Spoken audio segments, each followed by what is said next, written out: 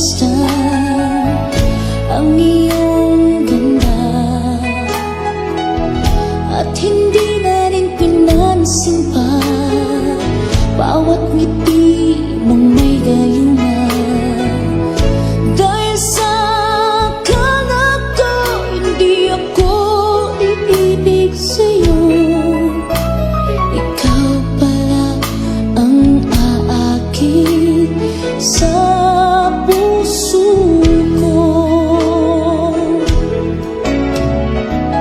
Kaya ngayon'y laging gulong-gulo ang puso ko't isipan.